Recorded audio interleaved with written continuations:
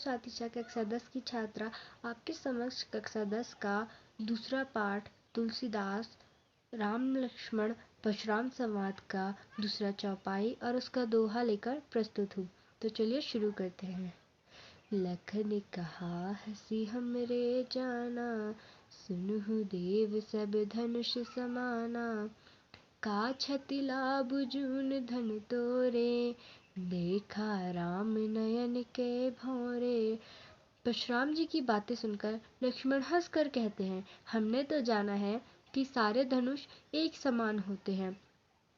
इस पुराने धनुष को तोड़ने से किसी का क्या लाभ और क्या हानि होगी, ये तो राम जी के नैनों के किनारों से देखने से ही टूट गया। छुअत टूट रघुपति हूँ न दोषु, मुनि बिनु का जिकरिए कत रोषु। बोले चितय परसु की ओरा, रेसठ सुने स्वभाव न मोरा। ये तो राम जी के छूने से ही टूट गया, इसमें राम जी का कोई दोष नहीं है। मुनि, आप बिना बात के क्रोधित हो रहे हैं। ये सब सुनकर परशुराम जी बहुत ज़्यादा क्रोधित हो जाते हैं और अपने फरसे को संभालकर उसकी ओर देखकर बोलते हैं, ए मूर्ख बालक, क्या कभी तूने किसी से मेरे स्वभाव के बारे में नहीं सुना है? बालक बोली बधाओ नहीं तो ही, केवल मुनि जड़ जानहि मोहि। बाल ब्रह्मचारी अति कोहि, विश्व विदित क्षत्रिय कुल द्रोही। मैं तुझे बालक समझकर तेरा वध नहीं कर रहा हूँ, तो तू ये मत समझना कि मैं एक साधारण मुनि या फिर एक मूर्ख मुनि हूँ। मैं एक बाल ब्रह्मचारी और बहुत ही ज़्यादा क्रोधी हूँ। मैं पूरे विश्व भर में प्रसिद्ध हूँ राजाओं का वध करने के लिए। भुजबल भूमि भूप बिनु किन्ही, विपुल बार मही देवन दिन्ही। सहस बाहु भुज छेद निहारा, परसु बिलोक महीप कुमारा।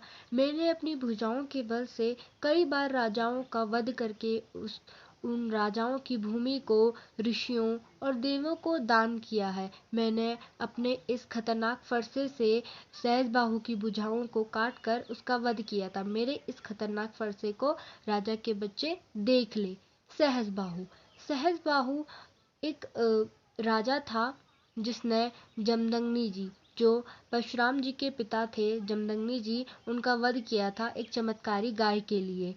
इससे जब परशुराम जी को पता चला कि सहस्बाहु ने जमदग्नि जी मतलब परशुराम जी के पिताजी का वध कर दिया है, तो परशुराम जी बहुत ज़्यादा क्रोधित हो गए हैं और क्रोधित होकर उन्होंने सहस्बाहु की भुजाओं को काटकर उसका वध कर दिया।